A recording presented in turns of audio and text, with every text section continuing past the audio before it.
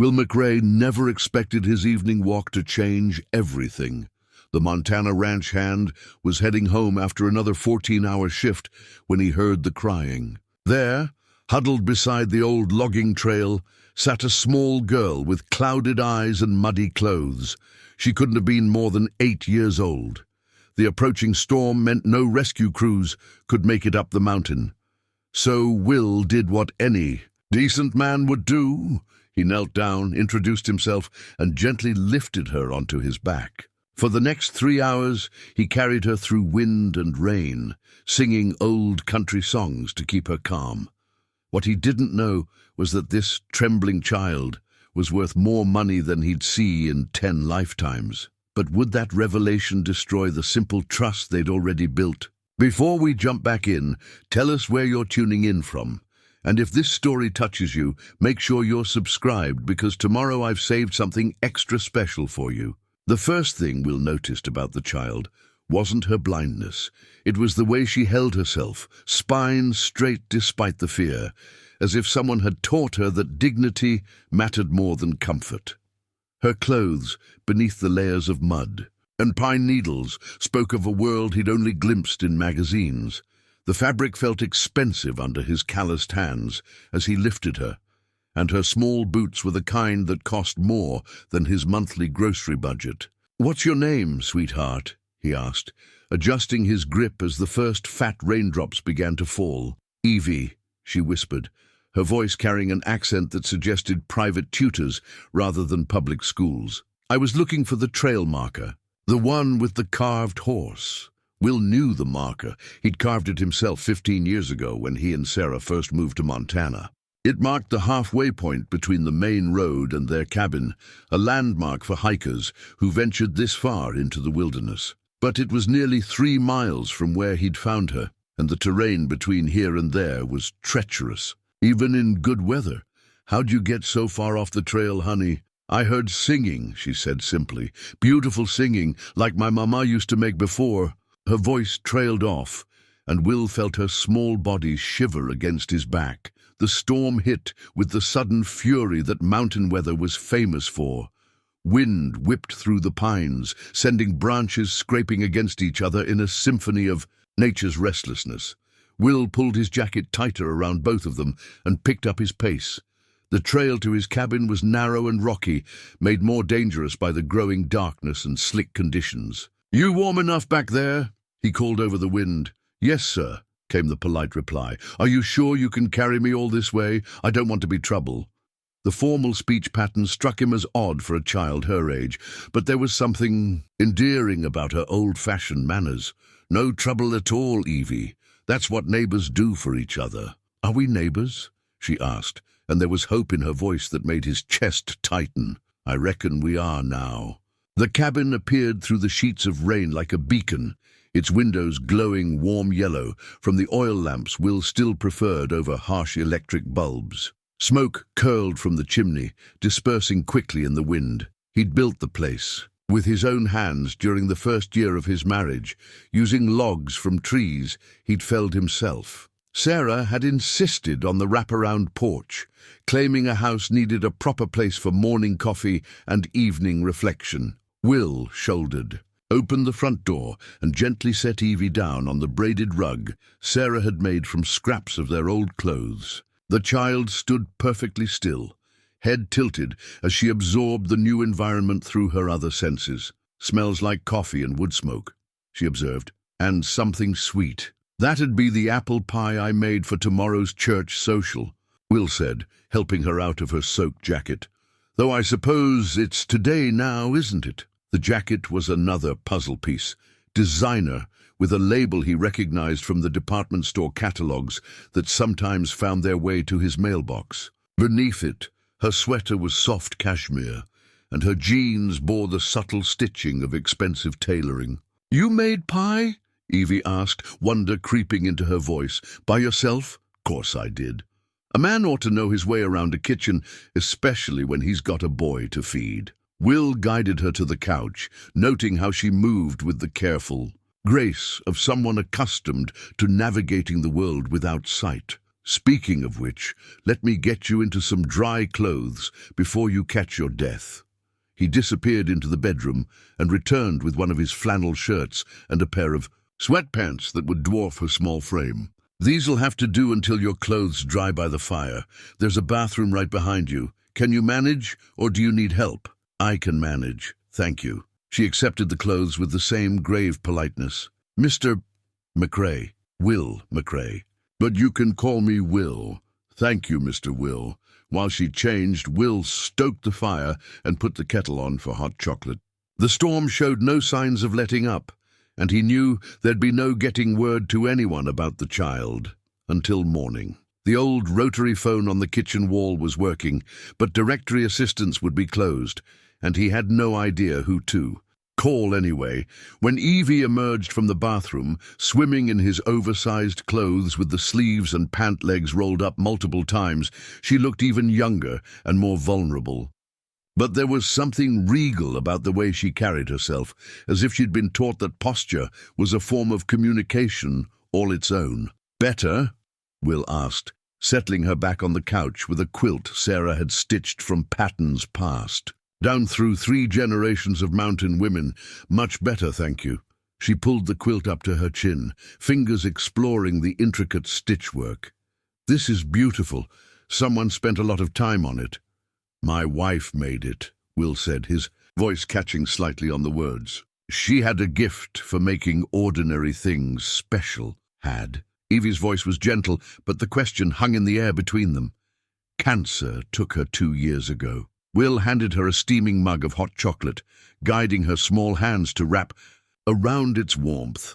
"But she left me with our boy, Tommy. He's 6, staying at his friend's house tonight. You'll meet him tomorrow."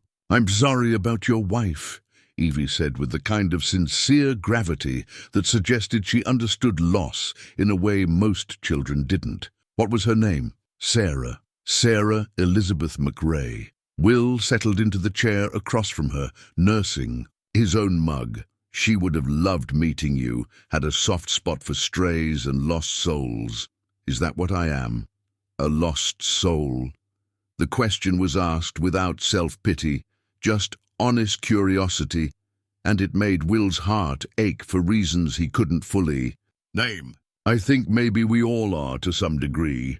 The trick is finding the folks who help you feel found again." They sat in comfortable silence for a while, listening to the storm rage outside.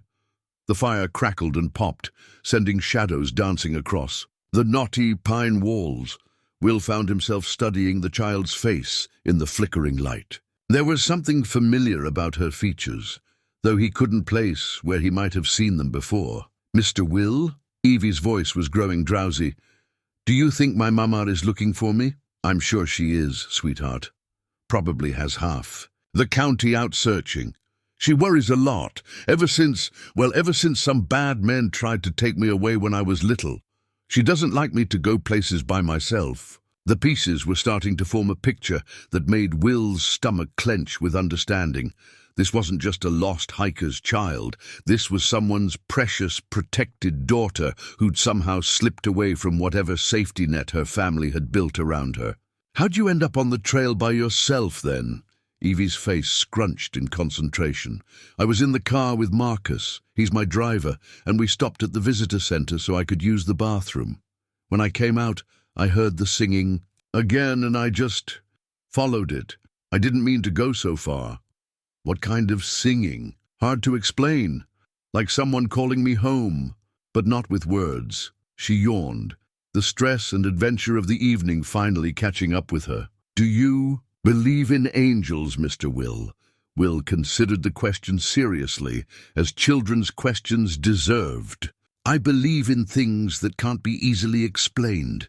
And I believe some folks are put in our path for reasons we might not understand right away." "I think you might be my angel," Evie murmured, her head drooping against the couch cushions. "I'm just a rancher who happened to be walking home," Will said softly, but he stood and gently scooped her up, carrying her to Tommy's room. The boy's twin bed was made with military precision, a habit Will had maintained since his own father's strict upbringing. and covered with a patchwork quilt in blues and greens. As he tucked Evie in, she caught his hand with surprising strength. "Mr. Will you stay until I fall asleep, just until the storm stops sounding so scary?" Will settled into the small chair beside the bed, the same one where he'd spent countless nights reading to Tommy or soothing away nightmares. "Course I will. Would you like me to tell you a story? Could you sing instead, something your wife used to like?" The request caught him off guard, emotion tightening his throat. Sarah had loved the old hymns and folk songs, the ones her grandmother had taught her growing up in the Kentucky hills. He cleared his throat and began, his voice rusty from disuse but warm with memory. "In the sweet by and by we shall meet on that beautiful shore." Evie's breathing grew deep and even as the familiar melody filled the small room. Outside, the storm continued its assault on the mountains, but inside, two strangers had found a moment of peace in the simple act of caring for one another. Will continued singing long after the child had fallen asleep, partly for her comfort and partly for his own. It had been too long since these walls had heard music, too long since laughter and conversation had chased away the silence that had settled over his life like dust on unused furniture. When he finally stood to leave, Evie stirred. "Mr. Will, I'm here, sweetheart. Thank you for carrying me home." The words followed him as he made his way back to the living room, where he settled into his chair by the dying fire. Through the window, he could see the storm beginning to weaken. But inside, something had shifted in ways he couldn't yet understand. This lost child with her expensive clothes and old-fashioned manners had stumbled into his world for a reason, and by morning he suspected both their lives would be changed forever. He reached for the piece of wood he'd been carving, a small horse intended as a Christmas gift for Tommy, and resumed the careful work of bringing it to life. Each stroke of the knife was deliberate, purposeful, just as every choice in life should be. By morning, he'd have something tangible to give. The child, a memory of the night when a storm had blown her into his world and somehow made his small life feel fuller than it had in years. The sound of helicopters at dawn was what told Will this was no ordinary missing child case. He stood on his porch, coffee mug in hand, watching 3 aircraft circle the valley like mechanical vultures.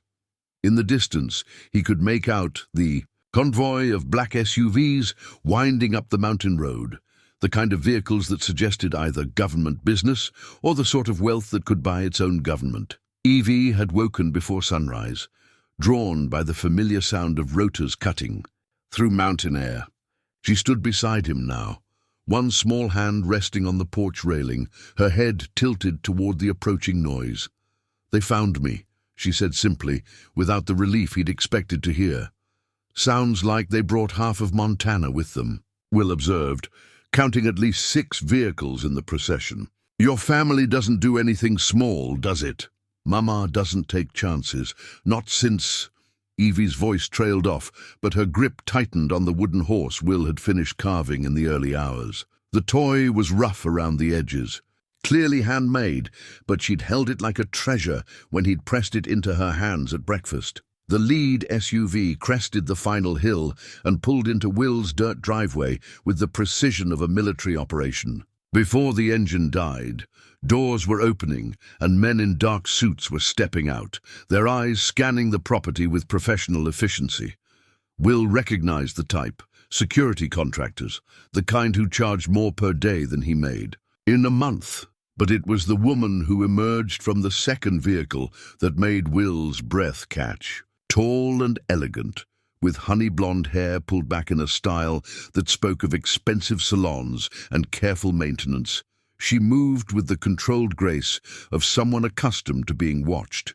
Her clothes were understated, but clearly cost more than Will's truck, and she wore her wealth like armor, beautiful but impenetrable. Even from a distance, the resemblance to Evie was unmistakable. The same delicate bone structure, the same unconscious regality in her bearing. This was a woman who'd never known want, never doubted that her voice would be heard when she spoke. She approached the porch with measured steps, flanked by two security men who maintained a respectful but alert distance. Her eyes, the same, unusual shade of green as her daughter's, moved from Will to Evie and back again, cataloguing details with the sharp intelligence of someone who'd learned to trust no one completely. "Mr. McRae?"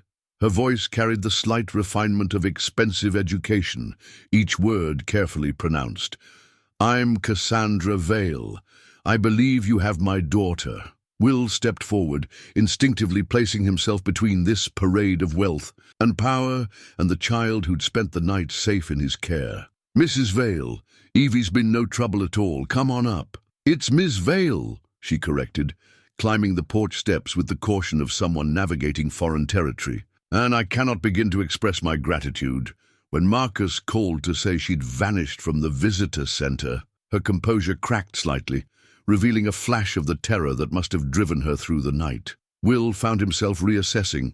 His first impression, beneath the polished exterior, was a mother who'd probably aged 10 years in the past 12 hours. "She was lost on the trail," Will said simply. "Storm was coming in, so I brought her home. She's had breakfast, dry clothes, and a good night's sleep." "Mama." Evie moved toward her mother with careful steps, still clutching the wooden horse. "This is Mr. Will. He carried me all the way home in the rain." Cassandra knelt to embrace her daughter, and for a moment the careful mask slipped entirely. Will saw raw relief, fierce love, and something that looked like guilt chase across her features before she composed herself again. "Thank God you're safe," Cassandra whispered against Evie's hair. "I was so frightened." "I wasn't scared," Evie said. "Mr. Will sang to me, and he made me hot chocolate. And look," she held up the carved horse. "He made this for me. Isn't it beautiful?"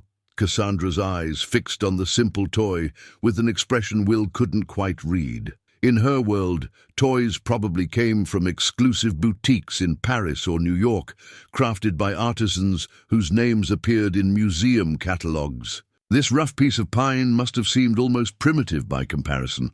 "It's very thoughtful," she said carefully, her gaze shifting to Will with new wariness. "You shouldn't have gone to such trouble." "No trouble at all," Will replied, sensing the subtle shift in her demeanor, just something to keep her occupied while the storm passed. One of the security men approached, speaking in low tones to Cassandra. Will caught fragments. "Swept the property. No signs of disturbance.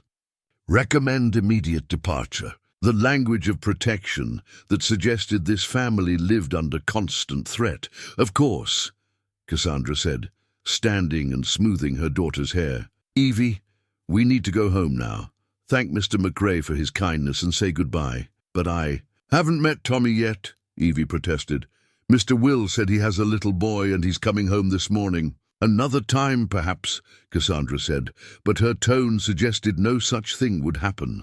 She was already mentally removing her daughter from this place, from these people who existed so far outside her carefully controlled world. Will watched. The interaction with growing understanding.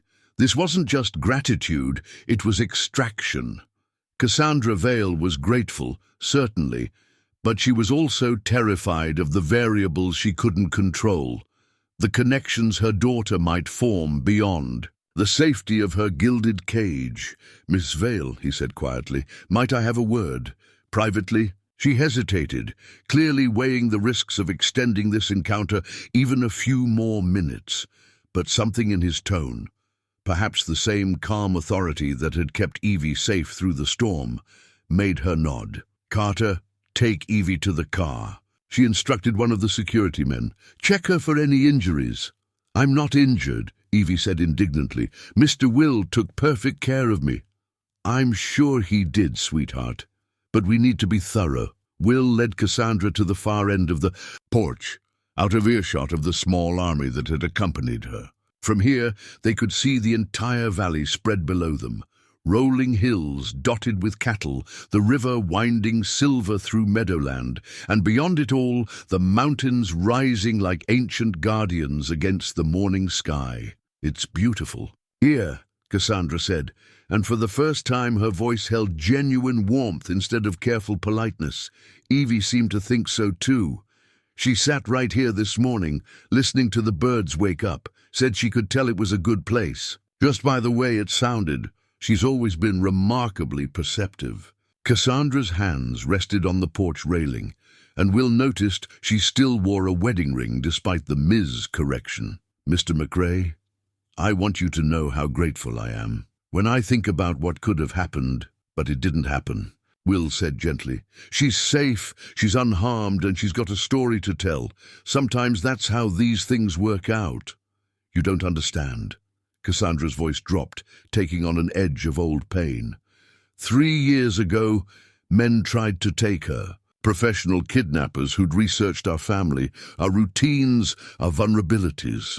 They failed, but barely. Since then, I've done everything possible to ensure it never happens again. The revelation explained the security detail, the careful control, the fear beneath her gratitude. Will found himself looking at Cassandra with new eyes, seeing not just wealth and privilege, but a mother trying to protect her child in the only way she knew how. I can't imagine what that was like, he said, for either of you. It changed everything. We moved, hired security, limited her exposure to the outside world. I know it's not a normal childhood, but it's a safe one. Cassandra turned to face him directly, which is why I need to ask.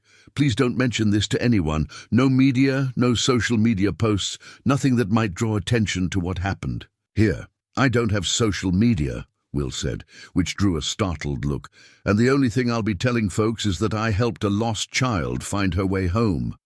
Seems like that's all anyone needs to know. Something in his simple honesty seemed to penetrate Cassandra's defenses. Her shoulders relaxed slightly, and when she spoke again, her voice had lost its careful edge. She likes you, she observed. Evie doesn't warm up to strangers easily anymore. The therapists say it's a normal response to trauma, but it breaks my heart. She used to trust everyone. She's got good instincts, Will said. Both about people and about what matters. You've raised a fine daughter, Miss Vale. Have I? The question came out more vulnerable than she'd probably intended. Some days I wonder if I'm protecting her or just teaching her to be afraid. Before Will could respond, one of the security men approached. Ma'am, we should go. Weather's moving in again, and the roads, of course. Cassandra straightened, the mask sliding back into place. Mr. McRae, thank you again. If there's anything I can do to repay your kindness— No need, Will said firmly. Just take care of that little girl. She's something special. As they walked back toward the vehicles, Evie's voice carried across the yard. Mama, can we invite Mr. Will and Tommy for dinner sometime? He makes really good pancakes. We'll see, sweetheart, Cassandra replied. But her eyes met Will's over her daughter's head, and he saw the conflict there. Gratitude warring with fear. A mother's love fighting against a mother's need to protect. The convoy departed with the same military precision with which it had arrived, leaving Will standing alone on his porch as the dust settled back into silence. The valley looked the same as it had that morning, but something fundamental had shifted. He'd glimpsed a world he'd only imagined, seen the price that came with the kind of wealth that could buy anything except peace of mind. In his pocket, his fingers found the slip of paper Evie had pressed into his hand during the goodbye embrace. A phone number, written in a child's careful script, with a note, "For when you want to check on me." He looked at it for a long moment, then folded it carefully and put it away. Some gifts were too precious to use lightly, but too valuable to throw away. Time would tell which category this one belonged to. The sound of his truck coming up the drive announced Tommy's return from his sleepover, and Will found himself grateful for the distraction. His son would want to hear about the visitor, would pepper him with questions about the helicopters and fancy cars. But how did you explain to a 6-year-old that sometimes people lived such different lives they might as well be from separate planets? As Tommy's friend's mother dropped him off with a wave, Will made a decision. He'd tell his son about the lost little girl and how they'd helped her find her way home. He'd emphasize the kindness of neighbors helping neighbors, the importance of doing right by folks in need. But the rest, the wealth, the security, the glimpse into a world where fear masqueraded as privilege, that would remain his burden to carry. After all, some stories were too complicated for a child's heart to hold. The third time Tommy asked about the princess with the sad eyes, Will realized the encounter had affected his son more than he'd anticipated. They were sitting at the kitchen table, Tommy picking at his scrambled eggs while studying the school. Photo propped against the salt shaker, a picture that showed a gap-toothed grin and eyes bright with 6-year-old optimism, all contained within a frame that had been cracked since last winter when Will's paycheck couldn't quite stretch to cover both groceries and picture frame replacement. Was she really a princess, Dad? Tommy asked for what felt like the 100th time that week. No, son, just a little girl who got lost. Will refilled his coffee cup, noting absently that they were down to the bitter dregs again. But she was special, you're right about that.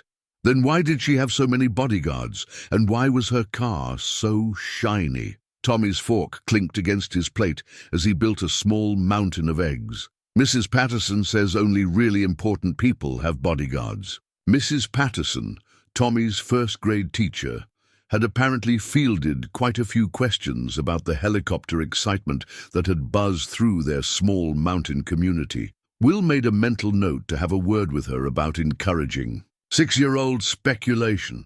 Some folks just do things differently than we do, Will said carefully. Doesn't make them better or worse, just different. But even as he said the words, Will found himself wondering about that different world Evie inhabited.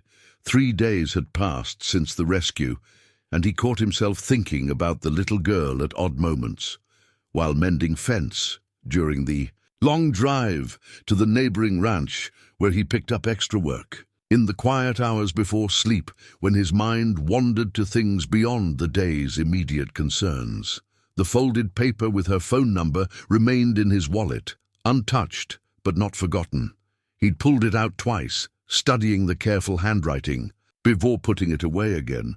What would he say? How was she adjusting to being back in her protected world? Did she think about their brief encounter? Or had it already faded into the background of a life filled with richer experiences? Dad? Tommy's voice pulled him back to the present. Are you going to eat your eggs? Will looked down at his plate, surprised to find his breakfast untouched and growing cold. Just thinking, buddy, we better get moving or you'll be late for school. The drive to town took 20 minutes on roads that were more suggestion than reality in some places. Will's truck, a 15-year-old Ford with more character than reliability, knew every pothole and washboard by heart. As they bounced through a particularly rough stretch, Tommy clutched his backpack and peppered his father with the day's questions. Jimmy's dad got a new truck, he announced with the matter-of-fact tone children used for observations that weren't quite complaints but weren't quite neutral either. It's got 4 doors and a radio that shows pictures. That's nice for Jimmy's dad, Will replied, his hands steady on the wheel as they navigated a curve that dropped off into nothing but air and good intentions. Do you think we'll ever get a new truck? The question hit harder than it should have. Will glanced in the rearview mirror at Tommy's expectant face, seeing Sarah's eyes looking back at him with complete trust that his father could handle whatever life threw their way.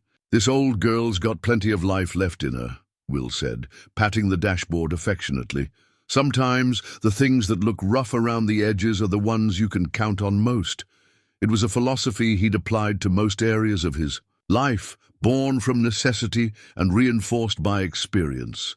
But lately, especially since watching Cassandra Vale's convoy disappear down his mountain road, he'd found himself questioning whether making do was enough. Not for himself. He'd learned to find contentment in simple things, but for Tommy. At the school, other parents were dropping off their children from vehicles that seemed to grow newer and shinier each year. Will noticed things he'd trained himself not to see. The designer backpacks, the name-brand shoes, the casual way some folks discussed vacation plans and weekend activities that cost more than his monthly salary. "Have a good day, son," he said, as Tommy climbed out of the truck. "Learn something new." "I always do," Tommy replied with a grin that could melt steel. "See you tonight, Dad." Will watched his boy disappear into the school building, shoulders square and head high, despite wearing clothes from the thrift store and carrying a lunch packed in a repurposed grocery bag. Pride and worry warred in his chest as he pulled away from the curb. Tommy was resilient, adaptable, genuinely happy, all the things that mattered most. But was happiness enough when the world seemed determined to measure worth in dollars and status symbols? The drive back to the ranch gave him time to think, though thinking lately seemed to lead him in circles. Work was steady, but not lucrative.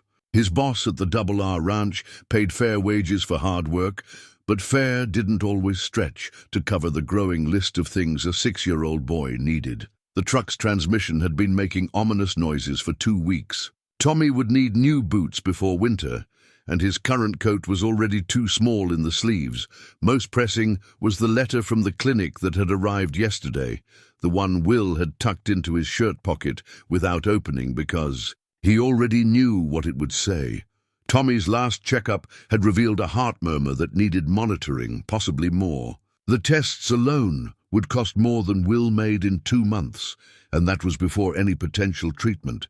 He'd been putting off calling the clinic back, partly from denial and partly from the sick certainty that wanting to provide something and being able to afford it were 2 very different things. In his darkest moments, he wondered if Sarah would have made different choices, been more practical about money, saved more for emergencies instead of spending what little extra they had on small luxuries that made their simple life feel rich. The ranch spread out before him as he crested the hill, cattle dotting the pastures like dark punctuation marks against the golden grass. It was beautiful in a way that fed the soul, even when it couldn't fill the bank account. This was the life he'd chosen, the one he'd built with Sarah and was determined to maintain for Tommy. But some days, the gap between what he could provide and what his son deserved felt as wide as the valley itself. Will parked the truck and was walking toward the barn when his cell phone rang. The number on the display made his heart skip. The clinic, probably calling about the unpaid bill, or to schedule the follow-up tests he couldn't afford. "Will McRae," he answered, steeling himself for another conversation about payment plans and necessary procedures. "Mr. McRae, this is Dr. Harrison from Mountain View Pediatric Clinic. I have Tommy's test results, and I'd like to discuss them with you as soon as possible." The words hit him like a physical blow. In his experience, doctors who wanted to discuss results as soon as possible weren't calling with good news. "Is it serious?" Will found himself gripping the phone tighter, as if holding on could somehow change whatever was coming. "It's something we need to address promptly. Can you come in this afternoon? I know it's short notice, but I'll be there," Will said quickly. "Whatever time works." After hanging up, he stood in the barn doorway for a long moment, watching dust motes dance in the afternoon sunlight. This was the moment every parent dreaded, when love wasn't enough, when all the good intentions and careful planning crashed against the hard reality of circumstances beyond your control. He thought about the slip of paper in his wallet, about Cassandra Vale's offer to repay his kindness. The irony wasn't lost on him. He'd helped save her daughter without a second thought, but when his own child needed help, pride might be all that stood between Tommy and the medical care he required. Will McRae had spent his entire adult life believing that a man should stand on his own 2 feet, should provide for his family through honest work and careful living. But as he walked back toward the house to call his boss about leaving early, he found himself wondering if there might be times when swallowing your pride was just another form of love. The afternoon stretched ahead like a challenge, full of conversations he didn't want to have and decisions he wasn't ready to make. But for Tommy's sake, he'd face whatever came. That's what fathers did, even when they weren't entirely sure how they'd managed to do it. The pediatric clinic's waiting room hadn't changed since Tommy's last visit, but somehow it felt different to Will now. Smaller, more oppressive, filled with the quiet desperation that seemed to cling to medical facilities like disinfectant. He sat in one of the uncomfortable plastic chairs, turning his hat over in his hands, while trying not to watch the clock or calculate how much this appointment was going to cost. Dr. Harrison emerged from the back offices with the kind of smile that was professionally reassuring, but didn't quite reach her eyes. She was younger than Will had expected, probably close to Sarah's age when she died, with the earnest competence of someone who'd chosen pediatrics because she genuinely cared about children. "Mr. McRae, thank you for coming in so quickly. Let's talk in my office." The office was small but comfortable, decorated with the sort of cheerful artwork that was supposed to make children feel at ease, but instead reminded parents that childhood and medical concerns shouldn't have to coexist. Dr. Harrison settled behind her desk and opened Tommy's file with practiced efficiency. "The heart murmur we detected during Tommy's last visit is more significant than we initially thought," she began, without preamble. "The echocardiogram shows a structural abnormality that will require surgical correction." The words seemed to echo in the small room.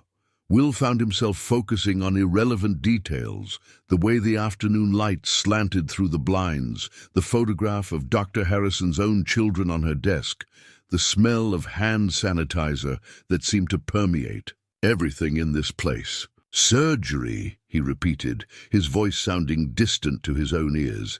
"It's called an atrial septal defect. Essentially, there's a hole in the wall that separates the upper chambers of his heart. It's not immediately life-threatening, but if left untreated, it could cause serious complications down the road."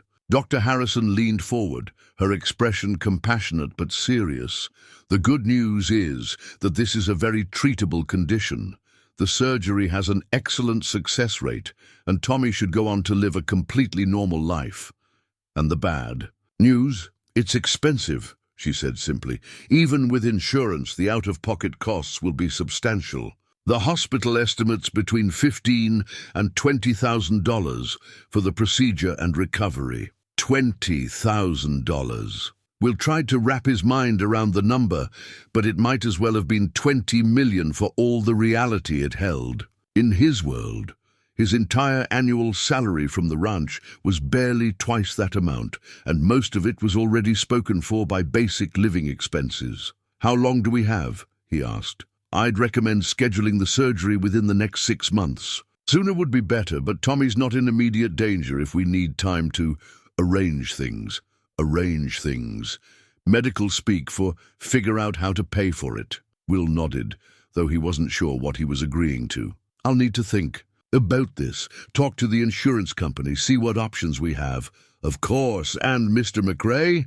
Dr. Harrison's voice softened. "I know this seems overwhelming, but there are programs available, payment plans, charitable organizations that help families in situations like yours. You don't have to figure this out alone." The drive home passed in a blur of practical considerations and growing panic. Will found himself making mental lists: sell the truck, pick up more shifts at neighboring ranches, maybe take out a loan against the small piece of land he'd inherited from his father. But even his most optimistic calculations fell far short of what was needed. By the time he reached the school to pick up Tommy, Will had managed to compose himself enough to smile when his son bounded toward the truck with his usual 6-year-old energy. "Dad, guess what? Mrs. Patterson said I'm the best reader in my class, and Jimmy Torres threw up during lunch, and we're going to have a field trip to the fire station next week." "That's great, buddy," Will said, ruffling Tommy's hair as they settled into the truck. "Sounds like you had a good day." "The best. Oh, and Sammy's mom brought cupcakes for his birthday, and I saved you half of mine." Tommy dug into his backpack and produced a slightly squished cupcake wrapped in a napkin. "It's chocolate with rainbow sprinkles." The simple gesture, a 6-year-old thinking of his father in the midst of his own excitement, nearly undid Will's carefully maintained composure. This was what mattered, he reminded himself, not the money or the medical bills or the impossible decisions ahead, but this moment with his son, this generous heart that Sarah had helped shape and that would continue to shine regardless of their circumstances. "Thank you, son. That was very thoughtful. They drove home in comfortable conversation, Tommy chattering about his day, while Will tried to focus on the ordinary magic of it. The way his boy's eyes lit up when he talked about books, his careful pronunciation of new words he'd learned, his innocent observations about the world around him. At home, they settled into their evening routine with the kind of practiced ease that came from 2 years of learning to be a family of 2 instead of 3. Tommy worked on his homework at the kitchen table, while Will prepared dinner, their comfortable companionship filling the small house with warmth. It wasn't until Tommy was in bed, worn out from a day of first-grade adventures, that Will allowed himself to fully consider his situation. He sat at the kitchen table with Sarah's old recipe box open before him, her handwritten cards scattered across the surface like memories made tangible. Sarah had been the family's planner, the one who thought ahead and saved for contingencies. She'd been the one to insist on life insurance despite their tight budget, claiming that love wasn't enough if you couldn't protect the people who mattered most. The policy had paid off their small mortgage and provided a modest cushion for emergencies. But not this kind of emergency. Will pulled out his wallet and fingered the slip of paper with Evie's phone number. Cassandra Vale had said if there was anything she could do, but borrowing money from a virtual stranger, no matter how wealthy or grateful, went against every principle he'd been raised with. A man took care of his own family with his own resources. That was the code his father had lived by, and his grandfather before him. But Tommy's well-being trumped pride, didn't it? If the roles were reversed, if Evie needed help, and he had the means to provide it, wouldn't he expect her family to put her needs first? The internal debate raged for nearly an hour before Will finally reached a decision. He wouldn't call Cassandra Vale asking for money, but maybe, just maybe, he could find a way to earn it. She lived in a world where people paid premium prices for quality work, for services that couldn't be bought in stores or ordered online. Perhaps there was something he could do, some skill he possessed that would be valuable enough to her world to justify the kind of payment that could save his son. It was a long shot, probably a foolish one, but it was better than the alternatives. That had been crowding his mind. Will carefully folded the phone number and put it back in his wallet, then began gathering Sarah's recipe cards back into their box. Tomorrow, he decided, he would call. Not to ask for charity, but to explore whether there might be a way for 2 very different worlds to help each other. For Tommy's sake, he could swallow his pride long enough to ask the question. The house settled around him as he made his final rounds, checking locks and turning off lights with the automatic movements of someone whose routines had been worn smooth by repetition. In Tommy's room, he paused to adjust the blankets and watch his son sleep, noting the peaceful rise and fall of his chest that might not be as effortless as it appeared. Tomorrow would bring new challenges, difficult conversations, and decisions that would test every belief he held about independence and dignity. But tonight, in the quiet sanctuary of his home, Will McRae allowed himself to hope that sometimes the universe provided what you needed exactly when you needed it most, even if it came disguised as a lost little girl with expensive clothes and a phone number that might just be the key to everything. The phone call took 3 attempts before Will worked up the courage to let it ring more than twice. When Cassandra Vale's voice came through the line, cautious but unmistakably warm when she realized who was calling, he found himself gripping the receiver like a lifeline. "Mr. McRae, is everything all right?" "Fine, ma'am. I hope I'm not calling at a bad time." Will had rehearsed this conversation a dozen times, but now that the moment was here, his carefully planned words seemed to abandon him. "I was wondering, that is, I have a proposition. A business proposition." The pause on the other end stretched long enough for Will to wonder if the connection had been lost. When Cassandra spoke again, her voice carried a note of curiosity beneath its professional politeness. "What kind of proposition?" "Well, you mentioned wanting to repay the kindness, and I've been thinking..." I do custom woodwork, furniture, cabinetry restoration, quality work that might be hard to find in your area." He stumbled over the diplomatic phrasing, unsure how to reference her world without sounding presumptuous. "I see." Another pause, and Will could hear the sound of pages turning in the background. "What made you think I might need woodwork done?" Heat crept up Will's neck. This had been a mistake, a desperate grasp at straws that was about to embarrass them both. "I suppose I didn't think it through properly. My son needs some medical procedures, and the insurance doesn't cover everything, and I thought maybe if there was something I could do to earn—" "Mr. McRae," Cassandra's voice cut through his awkward explanation with gentle firmness. "What kind of medical procedures?" He hadn't intended to share the details, but something in her tone, the shift from polite interest to genuine concern, made the words spill out. The heart murmur, the surgery, the impossible gap between what was needed and what he could provide. When he finished, silence stretched between them again. "I'd like to see some of your work," she said finally, "and I'd like Evie to see you again. She's been asking about you and Tommy constantly since she came home." "She has?" "Every day. She wants to know if you finished the fence you were mending, whether Tommy liked the pancakes you promised to make him, if you've carved any more horses." Cassandra's voice softened. "She's been different since that night. Happier somehow, more connected to the world." They arranged to meet at a neutral location, the town diner where Will sometimes took Tommy for special occasions. As he hung up the phone, Will felt a mixture of hope and apprehension that stayed with him through the next 2 days of regular ranch work and evening preparations. He spent those evenings going through his portfolio, photographs of furniture, pieces he'd built over the years, detailed shots of joinery and finish work that represented hundreds of hours of careful craftsmanship. Most had been commissioned by locals who needed a dining table that would last generations or wanted a china cabinet that would showcase family heirlooms. The work was good, Will knew, but would it be impressive enough for someone who could afford to shop anywhere in the world?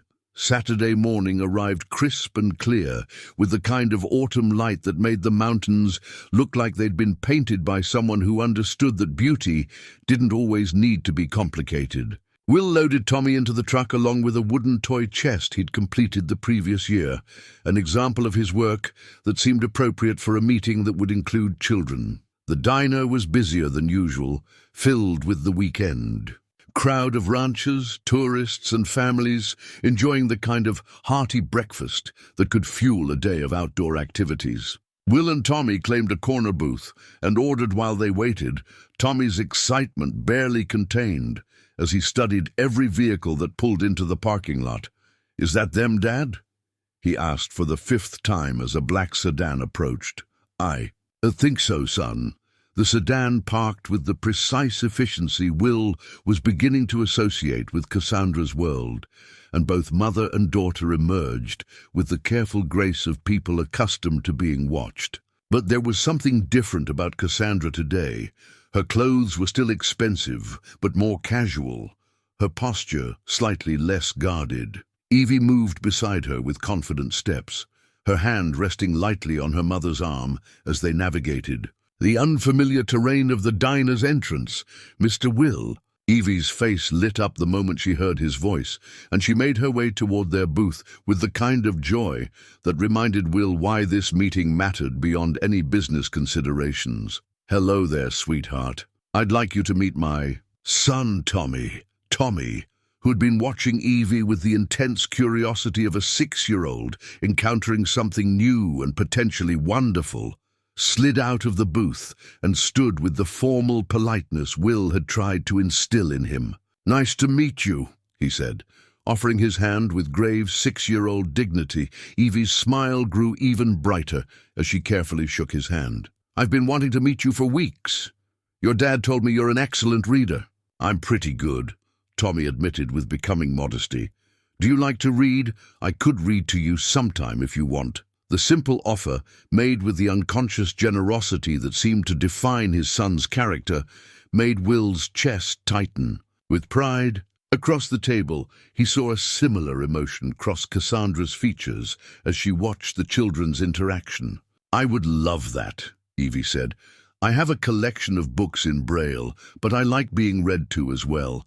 It makes the stories feel more shared." They settled into the booth with the children on one side and the adults on the other, an arrangement that seemed to suit everyone. The waitress, a local woman who'd known Will since he was Tommy's age, approached with the kind of easy friendliness that characterized small-town hospitality. "Morning, Will. The usual for you and Tommy. Please, Betty, and whatever the ladies would like." Ordering provided a brief respite from the weight of the conversation Will knew was coming. But as they waited for their food, Cassandra's attention turned to the wooden toy chest he'd brought. "Is this an example of your work?" Will nodded suddenly, self-conscious about the piece that had seemed impressive in his workshop, but now felt almost primitive in the presence of someone who could afford museum-quality craftsmanship. "It's cedar, with hand-cut dovetail joints and a soft, close hinge mechanism, made it for a family in town whose daughter was starting to collect dolls." Cassandra ran her fingers along the smooth surface, testing the joints and examining the grain. Patterns with the careful attention of someone who understood quality construction. "It's beautiful work. The proportions are perfect, and the finish—" She traced one of the carved panels. "This is hand-carved?" "Yes, ma'am. The whole piece is handmade, traditional joinery throughout." "Mama," Evie interjected, "can I feel it too?" Cassandra guided her daughter's hands to the toy chest, and Will watched as Evie's fingers explored the surface with the kind of detailed attention that came from experiencing the world primarily through touch. Her face lit up as she traced the carved details. "It's beautiful," she breathed. "I can feel how much care went into making it.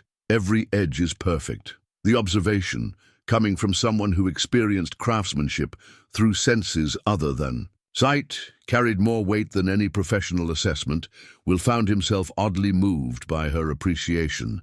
"Thank you, sweetheart. That means a lot." Their food arrived, and conversation turned to lighter topics as the children bonded over shared interests, and the adults watched with the careful attention of parents learning to navigate new social territory. Tommy showed Evie how to eat pancakes, with the perfect syrup-to-bite ratio, while Evie shared stories about her horse-riding lessons and the garden she was helping to plant at home. "You have horses?" Tommy asked, his eyes wide with the kind of awe that only a 6-year-old could muster for such exotic luxuries. "3 of them. And my mama said maybe you could come visit sometime and meet them. Would you like that?" Tommy looked to his father with barely contained excitement, and Will found himself nodding before he'd fully considered the implications of his son entering Cassandra's carefully protected world. "I think that could be arranged," he said carefully. As the meal wound down, Cassandra broached the subject that had brought them together. "Mr. McRae, I do have a project that might interest you. I'm renovating a guest house on our property, converting it into an art studio and library for Evie.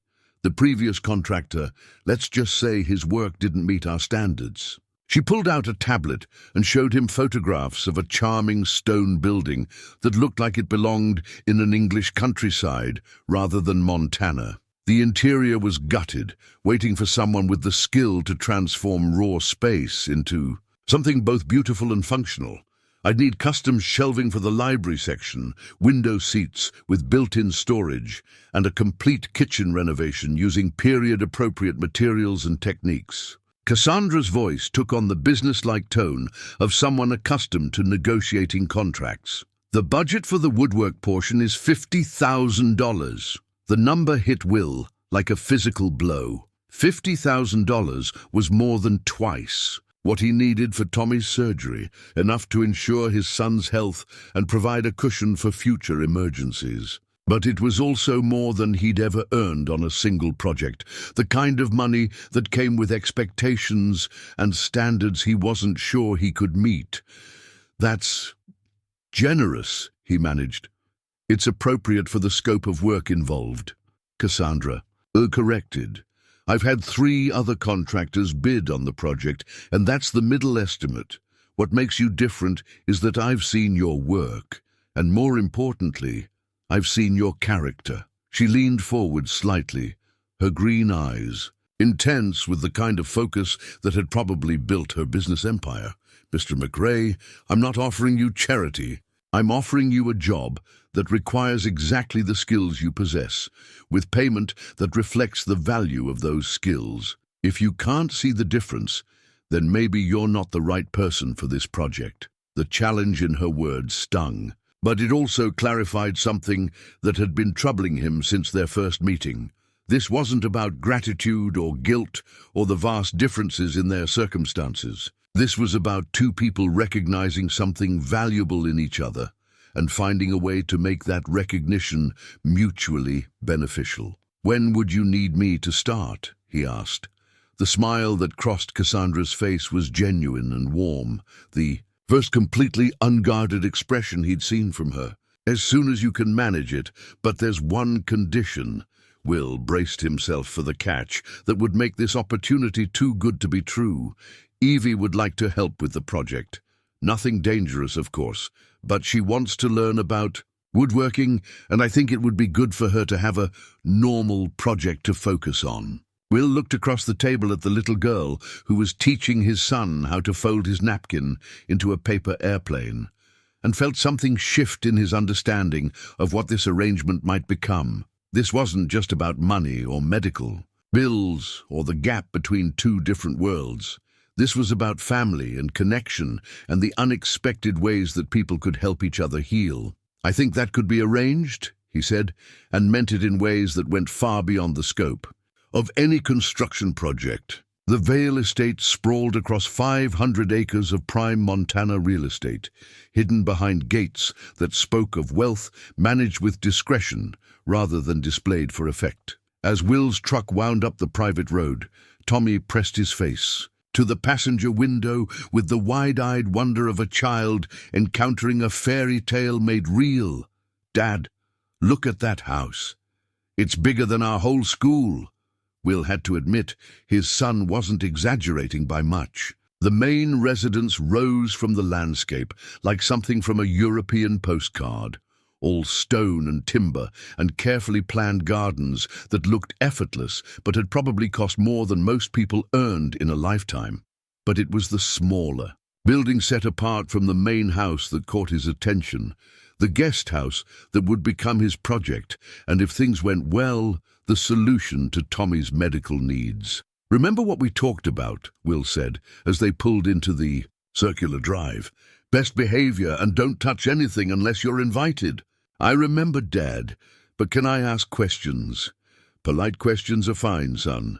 Cassandra emerged from the main house with the kind of timing that suggested she'd been watching for their arrival. She wore jeans and a simple sweater today, clothes that probably cost more than Will's monthly salary, but looked comfortable enough for someone planning to spend time around sawdust and construction debris. "You found us all right," she said, approaching the truck with what seemed like genuine pleasure at their arrival. "Your directions were perfect," Will replied, climbing out and helping Tommy down from the passenger seat. "This is quite a place. It's been in my late husband's family for 3 generations. Sometimes I think it's too much house for just Evie and me, but it's home now." Cassandra's voice carried a note of something that might have been loneliness, quickly covered by her more familiar efficiency. "Evie's been waiting by the window all morning. I think she's more excited about this project than I am."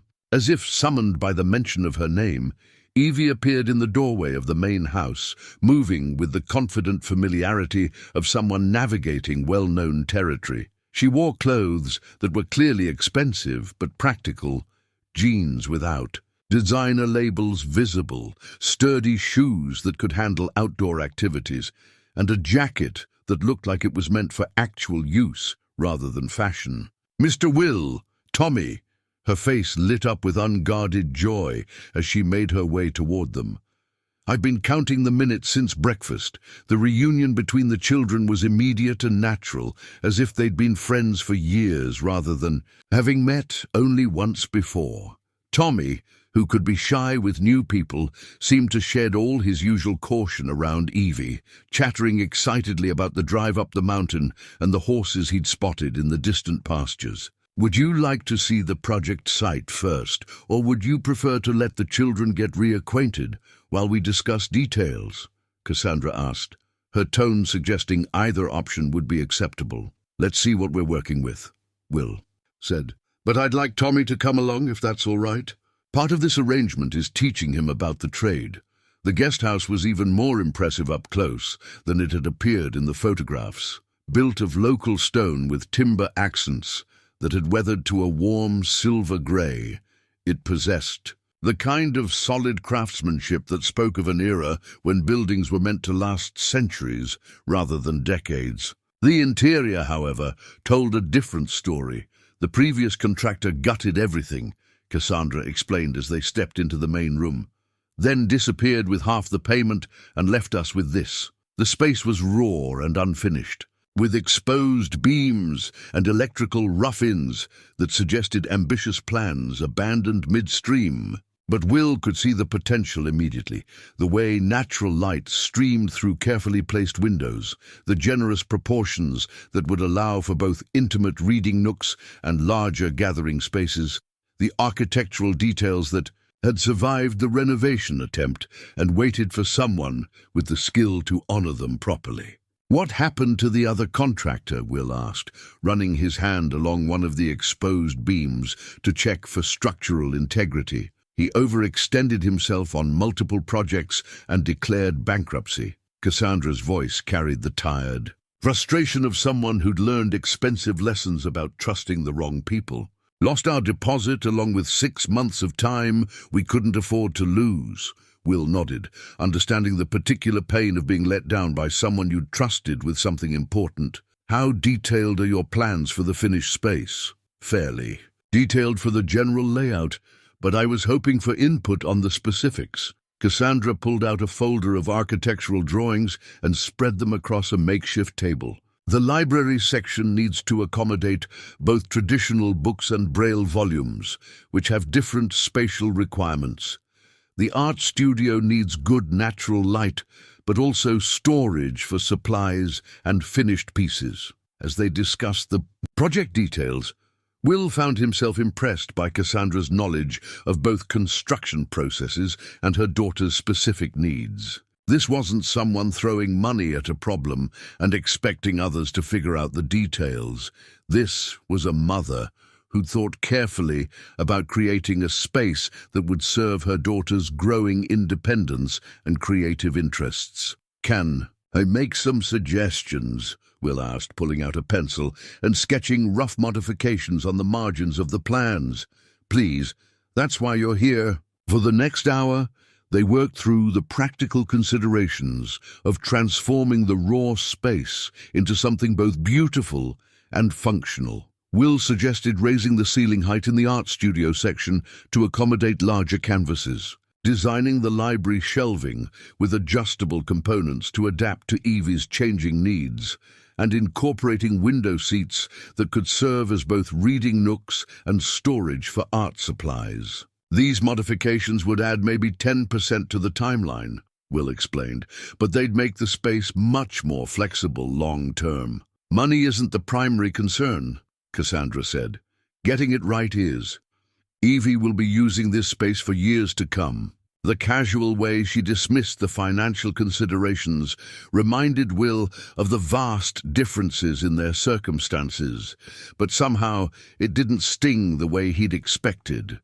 Instead, he found himself grateful for the freedom to focus on quality rather than cost-cutting, to design something that would last rather than something that would simply meet minimum requirements. "Dad?" Tommy's voice carried from across the room where he and Evie had been exploring the space and making their own plans. "Evie wants to know if we can build a secret compartment somewhere, like for hiding treasure." Will looked at Cassandra, who shrugged with the kind of indulgent smile that suggested this wasn't the first unusual request her daughter had made. "I suppose we could incorporate something like that," Will said slowly. "Hidden storage can be both fun and practical." "Really?" Evie's excitement was infectious as she made her way toward them. Could it be behind a bookshelf, with a hidden latch that you have to know the secret to open? I think we could manage something like that, Will agreed, already mentally designing a bookshelf section that could pivot on hidden hinges. But it would have to be our secret project. Can't have everyone knowing where the treasure is hidden. The children's enthusiasm for the secret compartment led to a detailed discussion of other special features they might incorporate. A reading alcove with perfect acoustics for storytelling, built-in easels that could adjust to accommodate Evie's height as she grew, storage solutions that would keep art supplies organized but easily accessible. You know, Cassandra said as they wrapped up the initial planning session, I had contractors tell me that accommodating Evie's blindness would require expensive specialized equipment and significant design compromises. But you're talking about solutions that would benefit anyone using the space. Good design usually is universal, Will replied.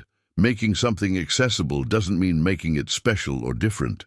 It just means thinking through how people actually use spaces.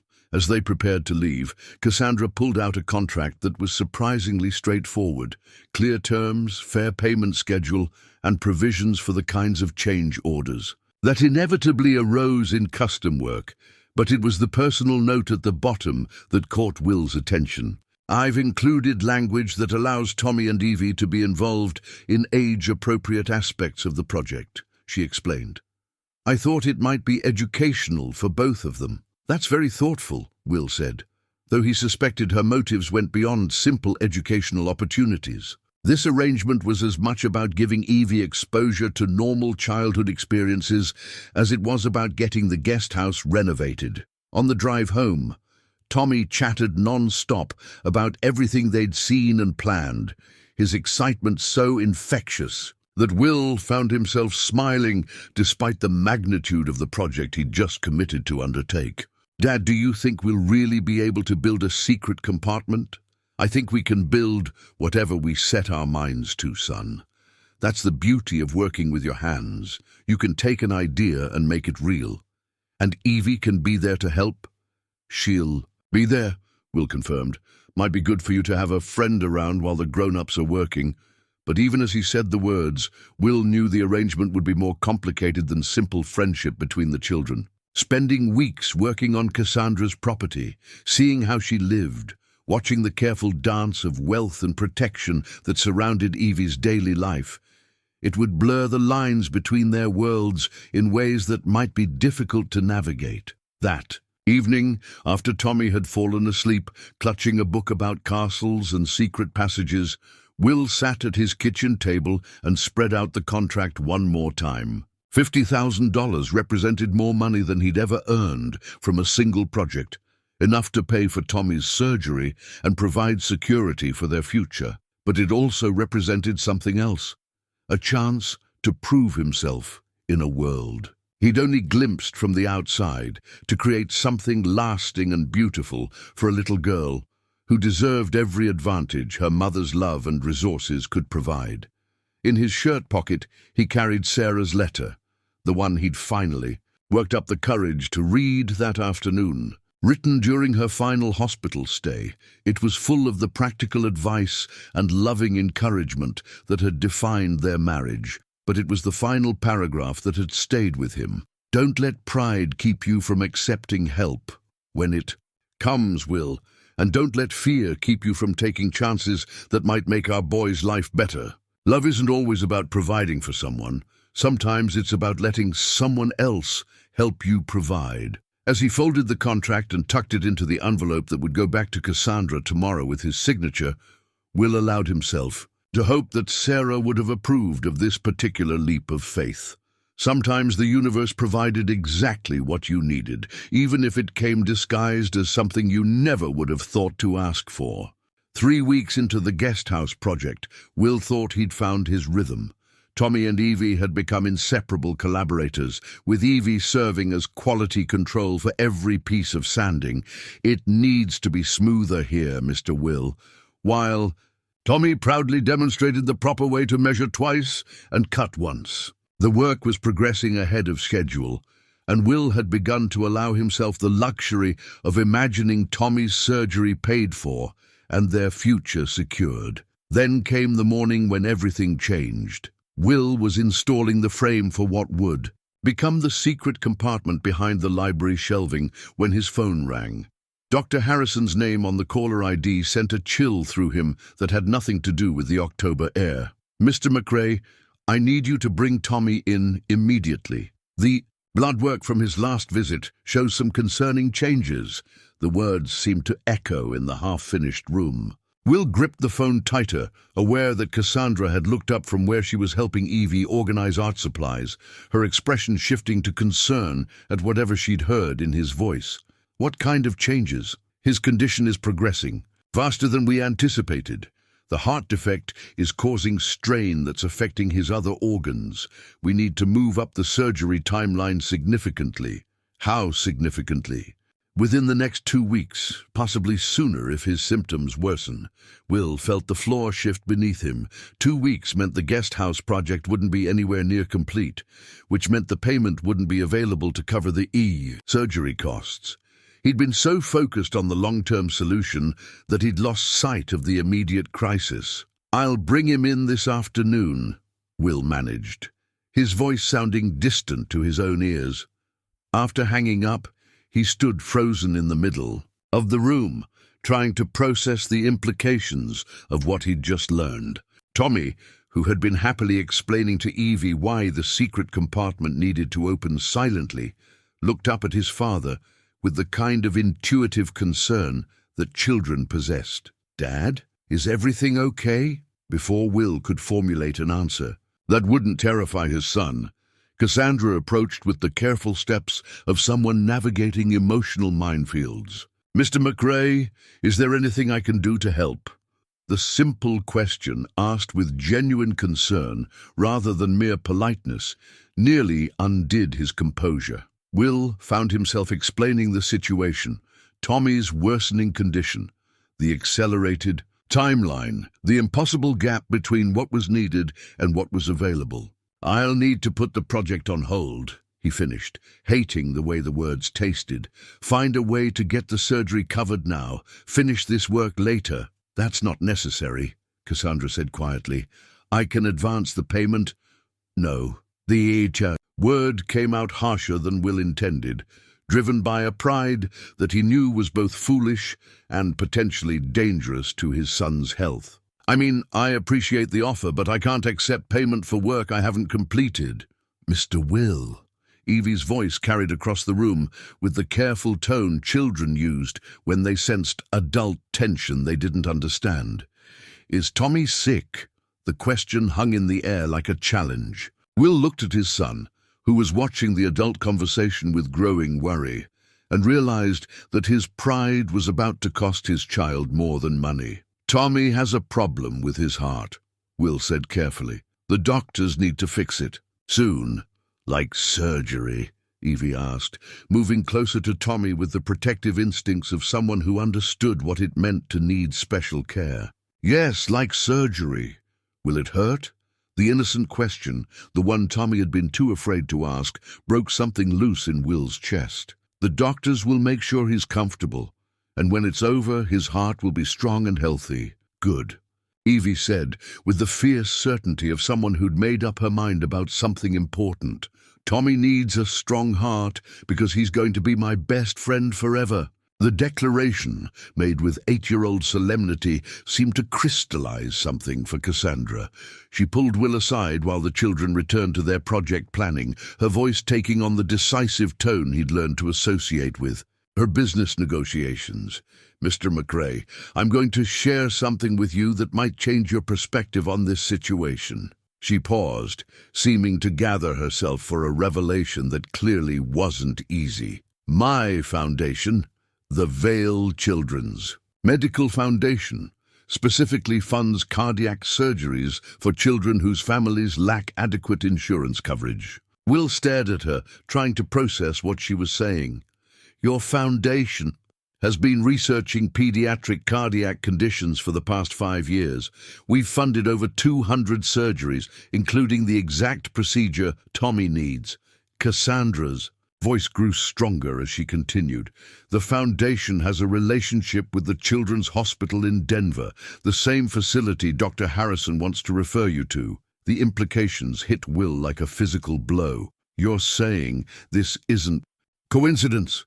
I'm saying that my daughter's decision to follow mysterious singing into the woods, leading her to the exact spot where you'd find her, brought us into contact with a family that my foundation was created to help. Cassandra met his eyes directly. I don't believe in coincidence, Mr. McRae. I believe in purpose. The revelation reframed everything Will thought he understood about their relationship. How long have you known? I had my assistant research Tommy's medical situation after our first meeting. When she told me about his heart condition and your insurance limitations, I realized that Evie hadn't just stumbled into your care by accident. Cassandra's voice softened. She led us to you for a reason. Will felt his carefully constructed understanding of their arrangement crumbling. So, the woodworking project is genuine. I really do need the guest house renovated. And your work is exactly what I'm looking for. But it's also a way to ensure that pride doesn't prevent you from accepting help that's freely offered. Cassandra smiled with a mixture of sadness and determination. My late husband died of a heart condition that could have been treated if he'd been willing to accept help sooner. I won't watch another family make the same mistake. The weight of her words settled over Will like a physical presence. Everything he'd thought he understood about coincidence and independence and the proper way to provide for his family had been turned upside down by the revelation that help had been available all along, disguised as chance encounter and business opportunity. Tommy's surgery would be completely covered? He asked, his voice barely above a whisper. Completely. The foundation covers all costs, plus family lodging during recovery, follow-up care, everything. Cassandra's tone grew businesslike, as if discussing practical details might make the emotional weight of the conversation more manageable.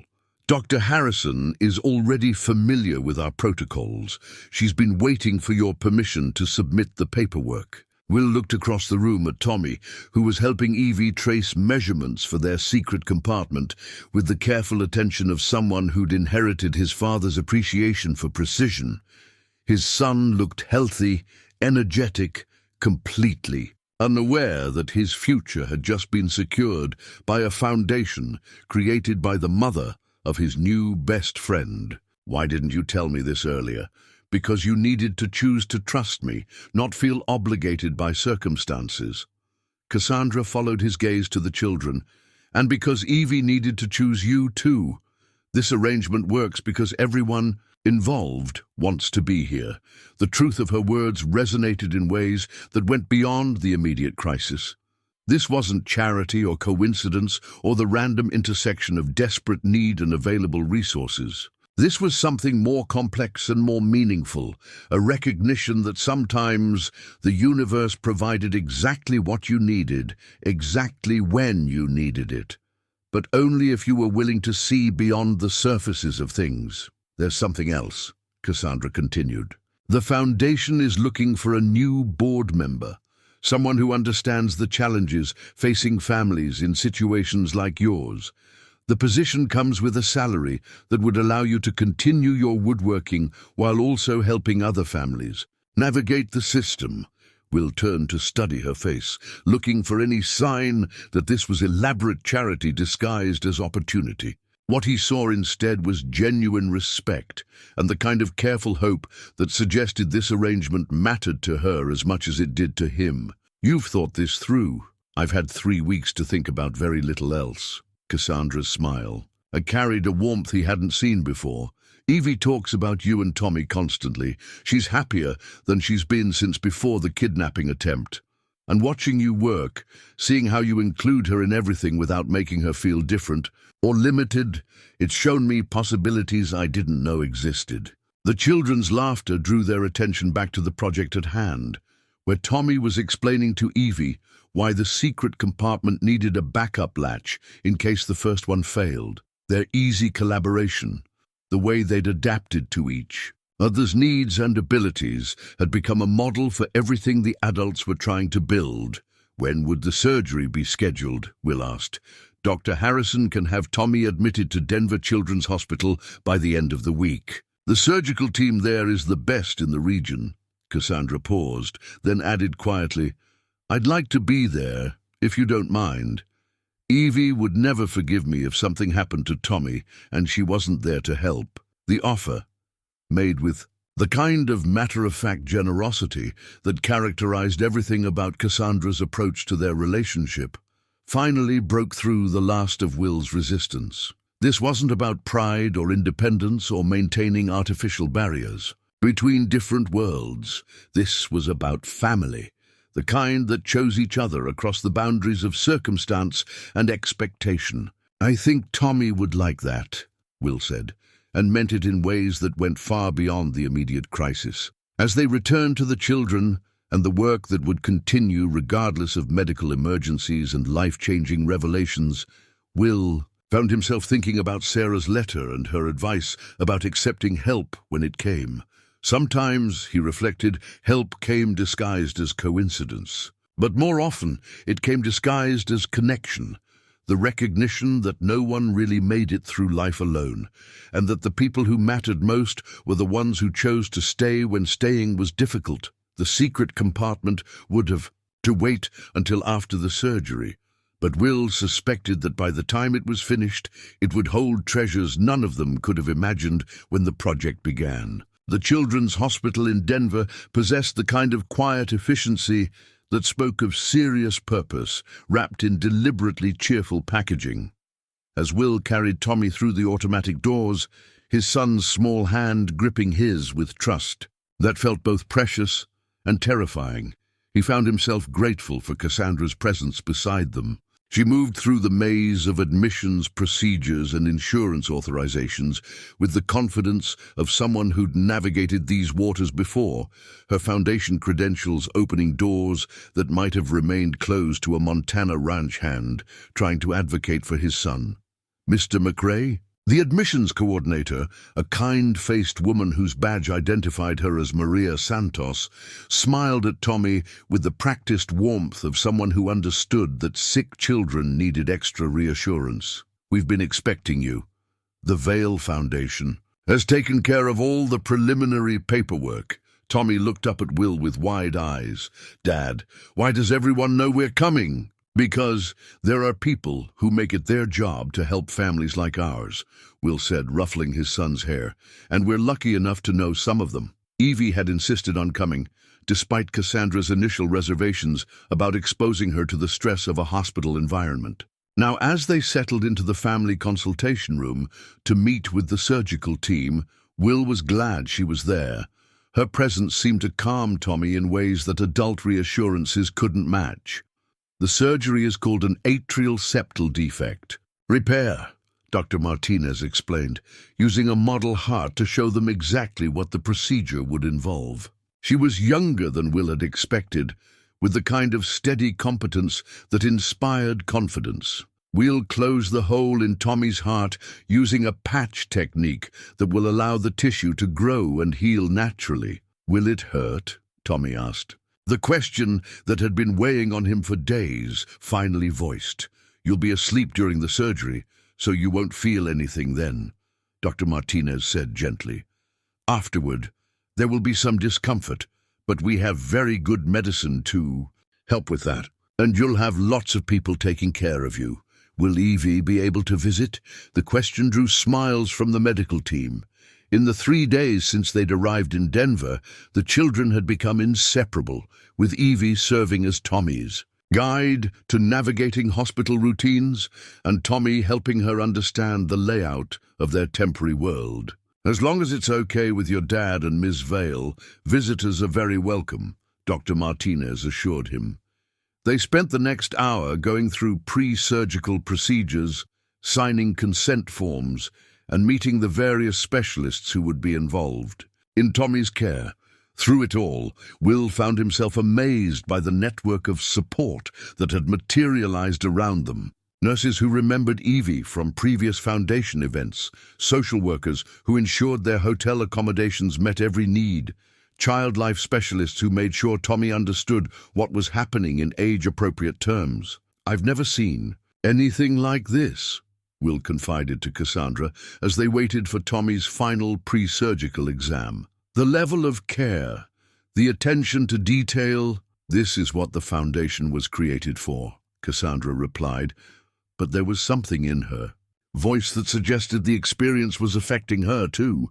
"Though I have to admit, being on this side of it, as family rather than just a board member, makes it feel different." The word family hung in the air between them, carrying weight that went beyond the immediate medical crisis. Over the past 3 days, as they'd navigated the stress of surgical preparations and hospital logistics, something had shifted in their relationship. The careful politeness had given way to genuine partnership, and the children's easy friendship had begun to feel like a foundation for something larger and more permanent. "Ms. Vale?" Dr. Martinez appeared in the doorway of the family lounge.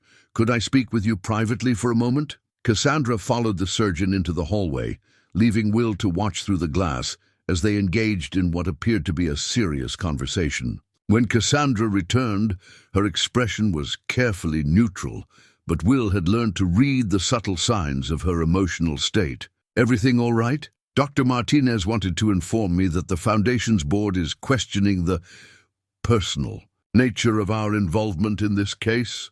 Cassandra's voice was steady, but Will could see the tension in her shoulders. "Apparently, some members are concerned about setting precedents for board members becoming personally involved with Foundation recipients." The implications hit Will immediately. "They want you to step back. They want me to maintain professional distance, no personal visits, no family involvement, no blurring of lines between Foundation business and personal relationships." Cassandra met his eyes directly. "I've been given an ultimatum: distance myself from your family or face removal from the board I helped create." Will felt something cold settle in his chest. The Foundation board's concerns weren't entirely unreasonable. Mixing personal relationships with charitable giving could create complications and accusations of favoritism. But the timing, just hours before Tommy's surgery, felt deliberately cruel. "What did you tell them?" "That my daughter's well-being is more important than their concerns about precedent." Cassandra's voice carried the steel that Will suspected had built her business empire. "And that if they force me to choose between the Foundation and the people who matter to Evie, they might not like my decision." Before Will could respond, the children's voices carried from the play area where they'd been building with blocks, while the adults dealt with administrative details. "Tommy, when you're all better, we can finish the secret compartment," Evie was saying with the kind of determined optimism that seemed to define her approach to life's challenges. "And I can teach you how to use real tools," Tommy replied. "Dad says I'm old enough to learn about sanders and stuff." "Really? Even though I can't see what I'm doing. Dad says the best carpenters work by feel anyway. He closes his eyes sometimes when he's testing if something is smooth enough." Their easy planning for a future that assumed Tommy's complete recovery reminded Will what was really at stake here. Not Foundation politics or board concerns, but a little boy's life and the relationships that had grown around his care. "Cassandra," Will said quietly, "I don't want to be the reason you lose something you've worked to build." "You're not," she replied firmly. "This foundation was created to help families exactly like yours. If the board can't see that personal investment makes our work more effective, not less, then perhaps it's time for new leadership." The conversation was interrupted by the arrival of Tommy's surgical team, led by Dr. Martinez with the kind of purposeful energy that suggested it was time to move from preparation to action. "We're ready for Tommy," she announced. "The surgery is scheduled to begin in an hour." The next hour passed in the strange, suspended time that characterized hospital waiting periods. Tommy was remarkably calm, bolstered by a combination of pre-surgical medication, and the steady presence of the people who loved him. Evie held his hand as they wheeled him to the surgical prep area, whispering something that made him smile despite his obvious nervousness. "What did you tell him?" Will asked, as they watched the surgical team disappear behind double doors that seemed to separate hope from certainty. "That angels were watching over him," Evie said simply, "and that his mom was probably holding his hand even though we couldn't see her." The observation, delivered with 8-year-old faith, brought unexpected tears to Will's eyes. In the months since Sarah's death, he'd struggled with questions about her continued presence in their lives, unsure what to tell Tommy about whether people who died could still watch over the people they loved. "I think you're right," he said, his voice rough with emotion. "I think she's been watching over him all along." The surgical waiting room gradually filled with other families facing their own medical crises, each group creating small islands of hope and anxiety in the neutral-toned space. Will found himself studying their faces, recognizing the particular expression of parents who temporarily surrendered their most precious responsibility to strangers with medical degrees and steady hands. "Mr. McRae?" A familiar voice drew his attention to the waiting room entrance, where Dr. Harrison stood with the kind of smile that suggested good news rather than routine check-in. "Dr. Harrison, what are you doing here?" "The foundation flew me down to consult on Tommy's case," she explained, settling into one of the uncomfortable chairs that seemed standard in medical waiting areas. "Dr. Martinez wanted a second opinion on the surgical approach, and since I've been Tommy's primary cardiologist, you came all this way just for a consultation." "I came because Tommy is my patient, and his surgery is important to me personally." Dr. Harrison's voice carried the kind of professional caring that reminded Will why he'd trusted her with his son's care from the beginning. "And because the Foundation's work is remarkable, and I wanted to see it in action." As the afternoon stretched into evening, their small group settled into the rhythms of medical waiting, periods of anxious conversation interspersed with stretches of contemplative silence. Evie dozed against her mother's shoulder, while Will paced the small space with the restless energy of someone who was accustomed to solving problems through action rather than patience. "Mr. McRae!"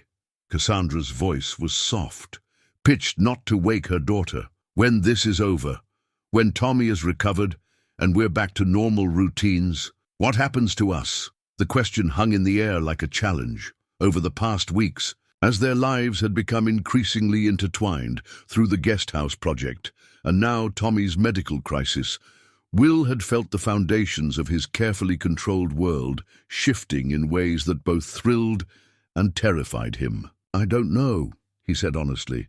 "This whole experience, it's changed how I think about a lot of things, such as independence, pride, what it means to provide for the people you love." Will settled into the chair beside her, close enough to speak quietly without disturbing Evie. "I've spent 2 years thinking that the best thing I could do for Tommy was maintain the life I'd built with Sarah. Keep everything the same, honor her memory by not changing anything important. And now I think maybe the best way to honor her memory is to give Tommy the richest life possible, even if that means accepting help I couldn't provide myself." Will met Cassandra's eyes, seeing understanding there that went beyond their current circumstances. "And maybe it means being open to relationships I never thought I deserved." Before Cassandra could respond, Dr. Martinez appeared in the waiting room doorway with the kind of expression that made Will's heart leap with hope and terror in equal measure. "Mr. McRae, the surgery went beautifully. Tommy is in recovery and he's asking for his dad." The relief that flooded through Will was so intense it left him momentarily lightheaded. Tommy was safe, the surgery was successful, and the future that had seemed so uncertain just hours before was suddenly bright with possibility. As they followed Dr. Martinez toward the recovery area, Evie slipped her hand into Will's with the kind of natural affection that spoke of bonds that transcended the circumstances of their meeting. "I told you the angels were watching," she whispered, and Will found himself believing that perhaps she was right about more than just Tommy's surgery. Tommy looked impossibly small in the recovery bed, surrounded by monitors that beeped with reassuring rhythm and connected to tubes that tracked his progress back to health. But his eyes were bright when he saw Will approaching, and his smile, though tired, carried all the warmth that had sustained his father through the longest day of their lives. "Dad, did you see? They gave me a special bracelet," Tommy said, holding up his wrist to display the hospital identification band with the kind of pride other children might reserve for birthday presents. "I see that, son. How are you feeling?" "Sleepy, and my chest." "Feels funny, but not bad funny. Dr. Martinez said my heart is all fixed now." Tommy's gaze moved beyond Will to where Cassandra and Evie waited in the doorway. "Can they come in? I want to tell Evie about the angels." "What angels, buddy?" "The ones I saw during the surgery. There were lots of them, but one looked just like—" "Mama, she told me to tell you not to worry about anything anymore." The words hit Will with unexpected force. He'd never discussed Sarah's death in terms of angels or heavenly presence, preferring to focus on memories and love that lived on in their hearts. But Tommy's matter-of-fact description of his surgical experience carried the kind of certainty that made adult skepticism seem irrelevant. "What else did she tell you?" "That Evie and her mama are going to be part of our family now, and that you don't have to be scared about letting people help us." Tommy's voice was growing drowsy from the medications, but his words remained clear. "She said you've been doing a good job taking care of me, but it's okay to let other people help too." Across the room, Will saw Cassandra's eyes fill with tears she was trying to hide from her daughter. The message Tommy had received, whether from angels, anesthesia-induced dreams, or the wisdom that sometimes emerged from childhood innocence, seemed directed as much at the adults as at the recovering patient. "She sounds very wise," Will said. "Gently, she is. And Dad, she said to tell you that the wooden horse you carved for Evie was exactly what she would have made if she knew how to carve." The observation made Will's chest tighten with emotion. Sarah had always admired his woodworking, but claimed to lack the patience for detailed carving. The idea that she would have approved of his gift to Evie, a gift that had started their entire relationship, felt like a benediction on everything that had followed. "Mr. Will." Evie's voice, carried from the doorway where she'd been listening, with the kind of focused attention children brought to conversations they sensed were important. "Can I come say hello to Tommy now?" "Of course, sweetheart." Evie made her way to the bedside with careful steps, her hands extended until she found the bed rail, and then Tommy's fingers. "How are you feeling?" "Better. My heart doesn't make the weird noise anymore when I run." Tommy's matter-of-fact assessment drew smiles from the medical team that had gathered to check his vital signs. "And guess what? The secret compartment is going to be even better than we planned." "How come?" "Because now I know exactly how to make the hidden latch work. I figured it out while I was sleeping during surgery." The children's easy transition from medical crisis back to shared projects reminded Will that resilience often looked different in children than in adults. Where he'd been focused on recovery timelines and long-term implications, Tommy was already planning their next adventure. The nurse said, "You can probably go home in a couple of days," Cassandra said, settling into the chair beside Tommy's bed. "Will that be enough time to plan all the improvements to our secret compartment?" "Maybe, but Evie has to help because she has the best ideas." Tommy turned to his friend with the kind of serious expression that suggested important business. "Remember, we promised to make it big enough for really special treasures. I remember, like family pictures and letters and maybe some of those smooth rocks we found by the creek." Their conversation continued with the easy intimacy of children, who'd moved past formal friendship into something deeper and more permanent. Will found himself thinking about the hospital tradition Dr. Martinez had mentioned. Patients who'd completed successful surgeries were invited to ring a ceremonial bell that announced their victory over whatever medical challenge had brought them here. "When do you think Tommy will be ready to ring the bell?" he asked Dr. Martinez during her evening rounds.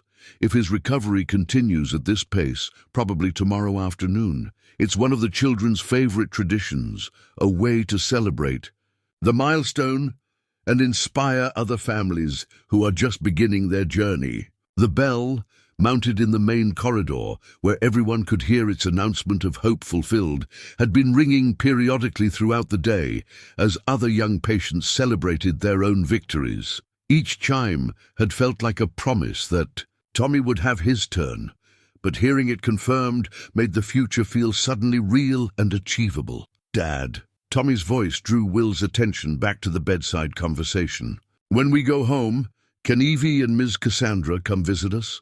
I want to show Evie my room, and she wants to hear you read the bedtime stories." The request was so natural, so completely unaware of the complex negotiations it represented, that Will found himself nodding before he'd fully considered the implications. "I think that can be arranged, son."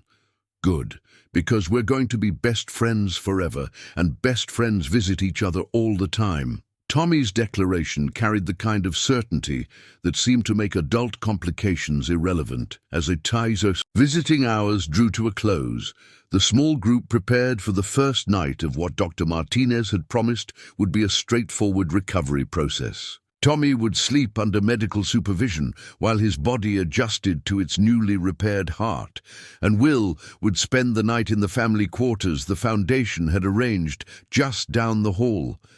"Mr. McRae." Cassandra paused in the doorway. As they prepared to leave, "The foundation board is meeting tomorrow morning to discuss my status. Whatever they decide, I want you to know that Tommy's care will continue exactly as planned." "What about the guest house project?" "That continues, too, regardless of board politics." Cassandra's voice carried the kind of determination that had probably built her business empire. "Some things are more important than institutional concerns." But as Will settled into the surprisingly comfortable family quarters that night, he found himself thinking less about foundation politics and more about Tommy's casual assumption that their lives were now permanently intertwined with Cassandra and Evie's. The children's friendship had bypassed all the adult complications about class differences and appropriate boundaries, creating a bond that felt both natural and unbreakable. Through the thin walls, he could hear other families dealing with their own medical crises, whispered conversations about treatment options, quiet tears over uncertain outcomes, the occasional sound of celebration when good news arrived. This place was a crossroads where hope and fear met in equal measure, where the simple act of helping a child heal became a testament to everything that mattered most about human connection. Will thought about the wooden horse he'd carved for Evie during that first stormy night, how such a simple gesture had set in motion events that had transformed both their families. Sometimes the most significant moments disguised themselves as ordinary kindness, revealing their true importance only in retrospect. Tomorrow, if all went well, Tommy would ring the bell that announced his victory over the heart condition that had threatened to derail their future. But tonight, as Will drifted off to sleep in a hospital chair that had been softened by countless other parents' vigils, he found himself grateful for more than just successful surgery. He was grateful for the unexpected family they'd found, for the trust that had grown between him and Cassandra, and for the children's wisdom that had shown them all what really mattered. The last thing he heard before sleep claimed him was the sound of another child's bell ringing down the corridor, its clear tone carrying a message of hope that seemed to promise that some things in life worked out exactly as they were meant to, even when the path to get there had been nothing like what anyone could have planned. The morning brought news that transformed what should have been a celebration into something far more complex. Will was having coffee in the family lounge when Cassandra appeared, with the kind of expression that suggested important decisions had been made while he slept. "The board voted," she said without preamble. "I've been removed as chairman of the foundation, effective immediately."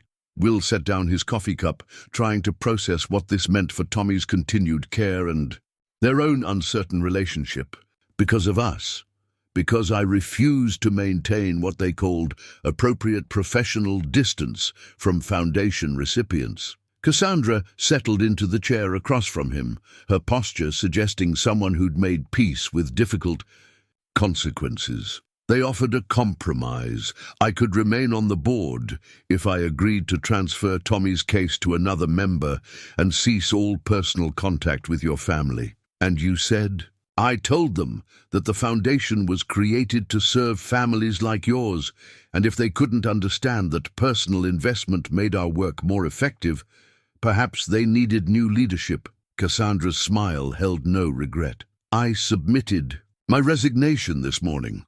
The magnitude of what she'd sacrificed hit Will like a physical blow. The foundation had been her life's work, created in memory of her late husband and dedicated to helping children like Tommy. She'd walked away from everything she'd built rather than abandon the relationship that had grown between their families. Cassandra, you didn't have to do that. We would have understood. No, you wouldn't have, she interrupted gently, and neither would I. Some things are more important than institutional politics, Will. Some relationships are worth more than professional positions. Before Will could respond, Dr. Martinez appeared with the kind of smile that suggested good news was incoming. Tommy's doing beautifully, she announced. His vitals are strong, the surgical site is healing perfectly, and he's been asking for breakfast for the past hour. I think we can arrange that bell-ringing ceremony this afternoon. The bell ceremony, Will had learned, was more than just a hospital tradition. It represented a moment of triumph, not just for the patient, but for everyone who'd been part of their journey back to health. As word spread that Tommy would be ringing the victory bell, nurses who'd cared for him stopped by his room, and other families in similar situations gathered to witness someone else's success story. Dad, are you sure I'm supposed to ring it hard enough for everyone to hear? Tommy asked for the third time as they made their way down the corridor toward the ceremonial bell mounted near the main nurses' station. That's the whole point, son. You want everyone to know that you've won. Evie walked beside them, her hand in Tommy's, serving as his guide through the small crowd that had gathered to witness the ceremony. Will found himself thinking about how natural their partnership had become, how easily they'd adapted to each other's needs without making a big production of the accommodations required. Tommy McRae, Dr. Martinez announced in the kind of formal voice that made the moment feel official. You have successfully completed your cardiac surgery and are cleared for discharge. Would you like to ring the bell? Tommy looked up at Will with an expression that seemed to hold every emotion of the past week. Fear transformed into courage, uncertainty resolved into confidence, and underneath it all, the simple joy of a child who'd been given back his future. Can Evie help me? He asked. I think that would be perfect, Dr. Martinez agreed. Together, the two children grasped the rope that would sound the bell. At Tommy's nod, they pulled with the kind of coordinated effort that spoke of genuine partnership, and the clear, sweet tone that resulted seemed to fill the entire hospital corridor with hope. The sound continued to resonate as applause broke out from the gathered crowd, medical staff, other families, foundation representatives who'd come to witness the success of their program. But Will found himself focused on the expressions of the two children who'd made this moment possible, seeing in their faces the promise of a future that neither family could have imagined just a few weeks earlier. That was perfect, Evie whispered to Tommy as the ceremony concluded. Now everyone knows you're all better. And now we can finish all our projects, Tommy replied, with the kind of forward-looking optimism that characterized his approach to life. As they made their way back to Tommy's room to complete the discharge process, Will found himself walking beside Cassandra with the comfortable ease that had developed during their shared vigil. What happens now, he asked, referring to more than just the immediate logistics of leaving the hospital. Now we go home and figure out what our new normal looks like, Cassandra replied. I may not be running the foundation anymore, but I still have resources and connections. There are other ways to help families who need medical support. I meant what happens with us. With this, Will gestured between them, trying to encompass everything that had grown between their families. That depends on what you want to happen. Cassandra's voice carried the kind of careful hope that suggested the question mattered more than she was letting on. The children have made their feelings pretty clear, but adults tend to complicate things children see as simple. Before Will could formulate a response that did justice to the complexity of his feelings, Tommy's voice carried from his hospital room, where he was packing his few belongings. "Dad, come look at this!" They found Tommy holding a simple document that looked like it had been hastily prepared, but bore official signatures and seals. Will read it twice before the meaning became clear. "It's a marriage license application," Cassandra said quietly. "Evie apparently decided that if we were going to be family, we should make it official. She had one of the nurses help her find the paperwork online and print it out." Will stared at the document, then at the 8-year-old girl who was trying to look innocent despite having orchestrated what amounted to a proposal by proxy. "Evie," he said carefully, "this is something adults usually decide for themselves." "I know," she replied with the kind of matter-of-fact certainty that characterized her approach to problem-solving.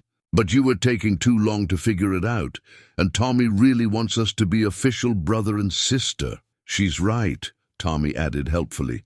"And Ms. Cassandra makes really good pancakes, almost as good as you do, Dad." The children's practical approach to what adults considered one of life's most complex decisions made Will realize how much energy he'd been spending on complications that might not actually matter. Love was either present or it wasn't. Trust either existed or it didn't. The vast differences in their circumstances and backgrounds were just details to be worked through, not insurmountable obstacles. "Well," he said slowly, looking at Cassandra's face and seeing his own cautious hope reflected there, "I suppose if we're going to be family, we should probably discuss it properly." "I suppose we should," Cassandra agreed, her smile suggesting that the discussion might be shorter than either of them had anticipated. As they prepared to leave the hospital that had been their temporary home during Tommy's crisis, Will found himself thinking about the journey that had brought them to this moment. A lost child on a mountain trail, a storm that had forced strangers to depend on each other, a medical emergency that had revealed the depth of connections already formed. Each event had seemed like a separate crisis, but together they formed a story that felt almost inevitable in retrospect. The marriage license application, crumpled from Tommy's enthusiastic handling, but still legally valid, rested in Will's shirt pocket as they made their way to the parking garage. Whether they actually used it remained to be seen, but its presence felt like a promise of possibilities that none of them had dared to imagine just a few weeks earlier. Behind them, the hospital bell continued its periodic chiming as other children celebrated their own victories, each ring a reminder that some endings were actually beginnings in disguise. 6 months later, Will stood on the same mountain trail where he'd first heard Evie's crying, but everything about the moment felt transformed by the passage of time and the accumulation of small miracles. The guest house project had been completed 3 weeks earlier, and today marked its official dedication, not just as Evie's art studio and library, but as the headquarters for the new McRae Vale Family Foundation, created to continue the work Cassandra had been forced to abandon. "Dad, can you see them coming up the road yet?"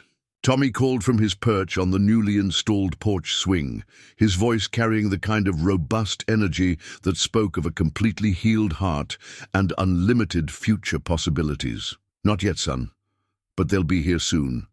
The "they" included not only the small crowd of family and friends who'd been invited to the dedication ceremony, but also the photographer from the Foundation's newsletter who would document this milestone in their unlikely journey. Will had initially resisted the publicity, but Cassandra had convinced him that their story might inspire other families facing similar challenges. Sometimes people need to see that happy endings are possible, she'd argued, and Will had found himself unable to disagree.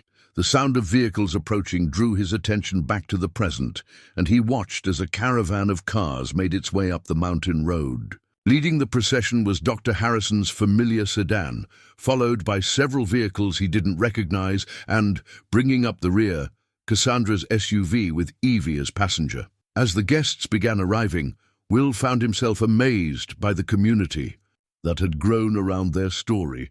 Dr. Harrison had driven up from town with the Mountain Church Choir, who'd volunteered to provide music for the ceremony.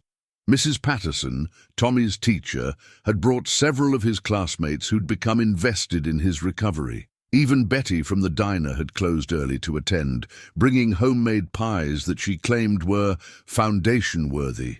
Mr. Will. Evie's voice carried across the yard as she emerged from her mother's vehicle, with the kind of confident excitement that had become her trademark. "Wait until you see what we brought." She made her way toward him with steps that spoke of someone completely at home in these surroundings, followed by Cassandra, who carried what appeared to be a framed photograph wrapped in protective cloth. "What's the surprise?" Will asked, accepting Evie's enthusiastic hug. "It's a picture of all of us from the hospital," she explained. "Remember when the nurse took that photo right after Tommy rang the bell? Mama had it made into a real portrait." Cassandra carefully unwrapped the photograph, revealing a professional-quality print that captured the moment of triumph in the hospital corridor. Tommy and Evie stood together beside the ceremonial bell, their faces glowing with shared joy, while Will and Cassandra flanked them with expressions of relief and gratitude that spoke of love tested by crisis and emerging stronger. "It's beautiful," Will said, studying the image that somehow managed to capture not just their appearance, but the emotional significance of the moment. "Where are you planning to hang it?" "In the secret compartment," Evie announced with the kind of satisfaction that came from successfully keeping a surprise. "It's going to be the first treasure we put in there." The secret compartment had become the crown jewel of the guest house renovation, hidden behind a section of library shelving that opened with a mechanism so cleverly concealed that most adults couldn't find it without help. But Evie and Tommy had become experts at operating the hidden latch, and they'd appointed themselves guardians of whatever treasures were deemed worthy of such special storage. As the guests gathered for the dedication ceremony, Will found himself thinking about the distance they'd all traveled from that first stormy night when a lost child had stumbled into his world. The physical changes were obvious.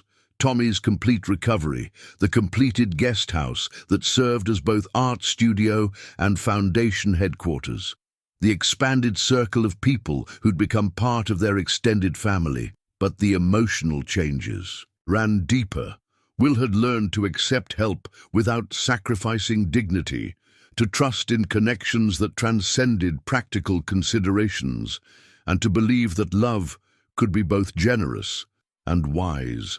Cassandra had discovered that her wealth could serve purposes more meaningful than mere accumulation, that vulnerability could be a form of strength, and that the family she'd been trying to protect could actually grow larger and stronger through carefully chosen connections. "Ladies and gentlemen," Dr. Harrison called the gathering to order with the kind of voice that commanded attention. "We're here today to celebrate something remarkable, the completion of a project that represents far more than beautiful architecture or successful medical treatment."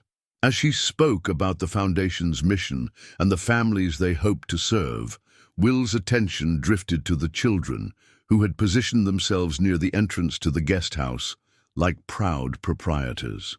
Showing off their domain, Tommy was explaining to his classmates how the hidden compartment worked, while Evie demonstrated the adjustable easel that Will had designed specifically for her changing needs. "This foundation," Dr. Harrison continued, "represents what happens when people choose connection over isolation, when they choose trust over fear, and when they choose to believe that families can be created as well as born. The formal dedication included speeches from several local officials, a blessing from the mountain church pastor, and a ribbon-cutting ceremony that allowed Tommy and Evie to share the honor of officially opening their new space. But it was the informal celebration that followed. Neighbors sharing food and stories, children playing in the mountain sunshine, adults planning future collaborations that felt most significant to Will. "Penny, for your thoughts?" Cassandra appeared beside him as he stood slightly apart from the crowd, watching the easy mingling of their two worlds. "Just thinking about how different everything is from that night when I found Evie on the trail." Will gestured toward the gathering. "Sometimes I wonder if any of this would have happened if the storm hadn't blown her exactly where I'd find her." "I've stopped wondering about that," Cassandra replied. "Evie was supposed to find you, just like you were supposed to find us. Some things are too perfect to be coincidence." As if summoned by the mention of her name, Evie appeared at their side, with the kind of purposeful expression that usually meant she had important business to discuss. "Mr. Will, Tommy wants to know if you're going to marry Mama today, or if we have to wait longer." The question, delivered with 8-year-old directness, drew laughter from several nearby guests who'd overheard. Will and Cassandra had been officially engaged for 2 months, but the children had been agitating for immediate marriage since the day they'd presented the hospital marriage license application. "The wedding is planned for next month," Cassandra reminded her daughter. "We talked about this." "I know, but Tommy says next month is too long to wait to be official brothers and sisters." Evie's logic was unassailable from a child's perspective. "And Pastor Williams is right here, and all our friends are already gathered." Will looked at Cassandra, seeing his own amused consideration reflected in her expression. They'd planned a formal wedding for practical reasons, legal documents to merge their families officially, financial arrangements to protect both children's futures, and the kind of celebration that would satisfy their extended community's expectations. But the children had a point. The important part, the commitment, the love, the decision to build a life together, had already happened. The ceremony was just a way of making official what had been true in their hearts for months. "What do you think?" Will asked Cassandra, quietly. "Are you ready to become Mrs. McRae this afternoon, instead of next month?" "I've been ready since the day you carried my daughter home through a storm," she replied, her smile carrying all the warmth that had drawn him to her from their first real conversation. The impromptu wedding that followed was exactly the kind of event that would become family legend. Pastor Williams performing the ceremony under the wide Montana sky, Tommy and Evie serving as ring bearers with the kind of solemn importance they'd assigned to their roles, and a reception that consisted of Betty's pies shared among friends who'd become family through the simple act of caring about each other's happiness. As the sun began to set behind the mountains, painting the sky in shades of gold and rose that made the whole world look like it had been touched by magic, Will found himself standing with his new wife and their children in front of the guest house that had become the symbol of everything they'd built together. "So what do we put in the secret compartment first?" Tommy asked, his practical nature asserting itself even in the midst of celebration. "The hospital picture," Evie said immediately. "And maybe the piece of paper from Dad's first carving, the one he made for me that night. And Mama's letter," Tommy added, referring to Sarah's final message that had given Will permission to love again. "She should be part of our treasure collection too." As they made their way into the guest house to ceremonially stock their hidden compartment with the mementos that represented their journey, Will reflected on the unexpected paths that had led them all to this moment. Sometimes the most important changes in life came disguised as ordinary kindness. A man helping a lost child, a grateful mother offering work to someone who needed it, children whose friendship had shown the adults what really mattered. The secret compartment, when they opened it for the first time as an official family, seemed to hold infinite possibility. Today, they were storing photographs and letters, symbols of love given and received. But Will suspected that over the years to come, It would hold the accumulated treasures of a family that had learned to see abundance in connection, wealth in generosity, and security in the simple act of choosing each other again and again. Outside, the last of their guests were making their way down the mountain road, carrying with them the story of an afternoon when everything had changed and nothing had changed. When a family that had been growing together for months had simply made official what their hearts had known all along. The family portrait photographer had left behind would show 4 people standing together in front of a beautiful building. But Will knew that the real picture, the one that mattered most, was invisible to cameras. It was the image of love that had grown from chance encounter into chosen commitment, of trust that had survived every test, and of a future that stretched ahead of them, full of ordinary miracles disguised as everyday life.